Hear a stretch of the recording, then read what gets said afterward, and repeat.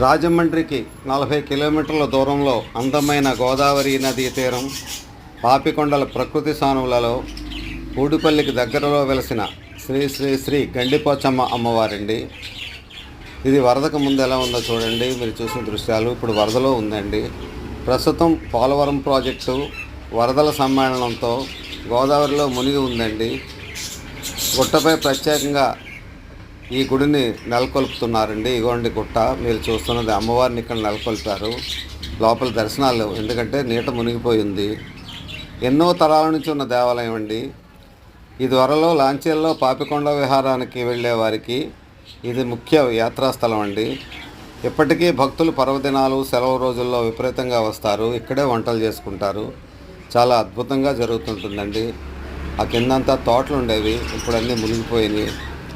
ప్రస్తుతం నీట మునిగి ఉండడం వల్ల కింద గుడిలో దర్శనాలు లేవండి. గుట్ట మీద గుడికే వెళ్ళి దర్శనం చేసుకోవాలి. దూరంగా కనబడుతున్నదే పూడిపల్లి గ్రామం అండి.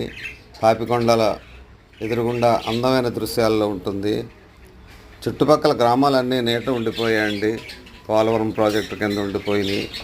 ఇప్పటి పరిస్థితి చూస్తారని ఈ వీడియో చేశానండి. ఇక్కడ ఇది వరలో దర్శించుకున్న వాళ్ళందరికీ ఇప్పుడు ఎలా ఉందో పరిస్థితి చూస్తారని ఈ వీడియో చేశానండి. చూడండి, ఇప్పటికీ దర్శించుకోవడానికి ఈ రోడ్డు మార్గంలో సీతానగరం మీదుగా వెళ్ళొచ్చండి. ఇక్కడ ఈ ప్రస్తుతం దారి అంతా కూడా ప్రాజెక్టు వాళ్ళ కంట్రోల్లో ఉంది.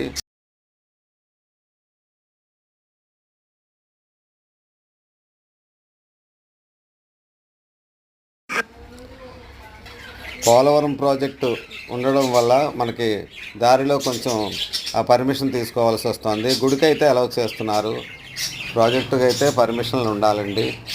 అక్కడ పవర్ ప్లాంట్ కూడా తయారవుతుంది, ప్రాజెక్టు రెడీ అవుతుంది. అది మరొకసారి చూద్దాం. అందరికీ నమస్కారం. నేను మీ నారాయణరావు. నేను బాగున్నాను, మీరు ఎలా ఉన్నారు? ఈ వీడియో నచ్చింది అనుకుంటానండి. నా వీడియోలు నచ్చితే దయచేసి లైక్ చేసి, షేర్ చేసి, సబ్స్క్రైబ్ చేయమని కోరుతున్నానండి.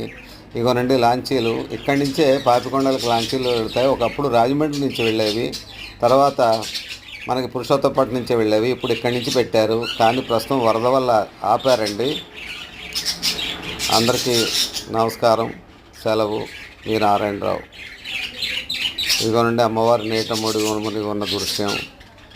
నమస్తే.